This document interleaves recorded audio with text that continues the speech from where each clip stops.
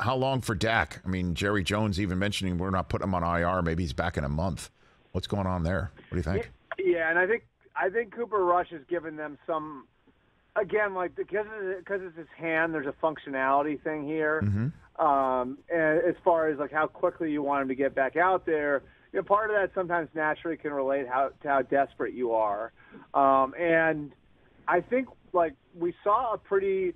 Now, I don't know how you view this, but I think we saw a pretty representative professional performance out there by Cooper Rush, and so, I know the Cowboys felt like after seeing that, maybe this gives them some flexibility in how quick they are to get Dak back.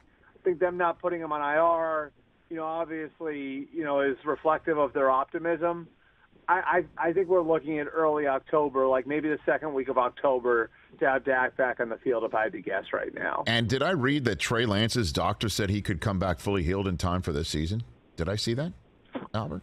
So the time frame for his specific injury is 4 to 6 months. So if you do the math, I mean, it'd be pushing it, and everything would have to go right. Right. But you would be talking about, like, January, which, I mean, it's a broken bone, so, like, that's part of it. You know what I mean? Like, when these things heal, you usually feel pretty good, like, okay, like, he'll be okay, and there won't be a ton of risk for re-injury. So, I mean, it could make for an interesting situation, obviously, depending on how Jimmy Garoppolo is playing at the end of the year, presuming the Niners wind up in the playoffs. And I do think, despite what, happened in week one, that's a playoff team. You know what I mean? Like, and I think that's probably one of the 4 or 5 best rosters in the league.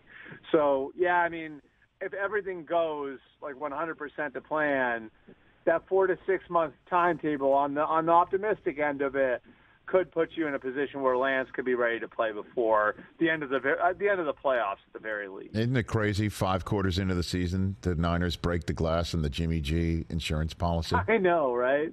Yeah. I mean, but I will say that I do think, like, so what's interesting about this one to me is I do think, like, the Niners, so, part of this was done with a long-term view in mind and everything else, but I think, like, on Labor Day weekend going into week one, I think the Niners probably felt like at that point in time, Jimmy Garoppolo was a better quarterback than Trey Lance.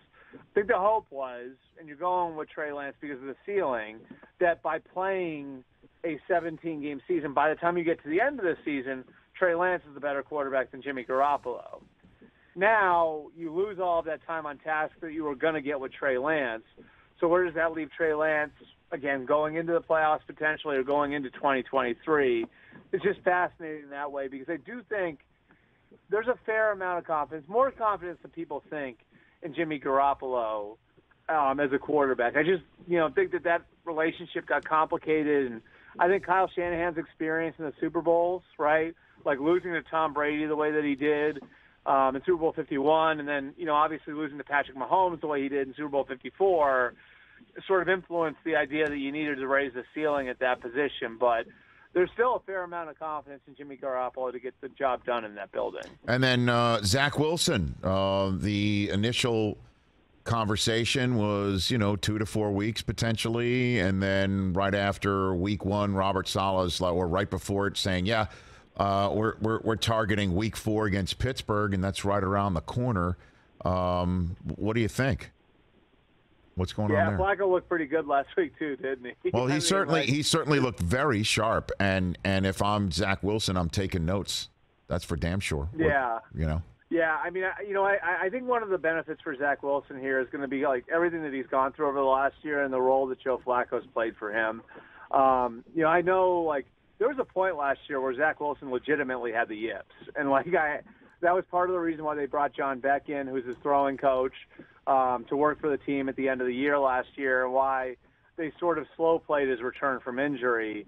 And the coaching staff went back in the off season and said, we need to streamline the offense, and we need to get him playing faster. And so they took a bunch of stuff out of the offense, and they married up some things, and they tried to make it so he could play faster out there.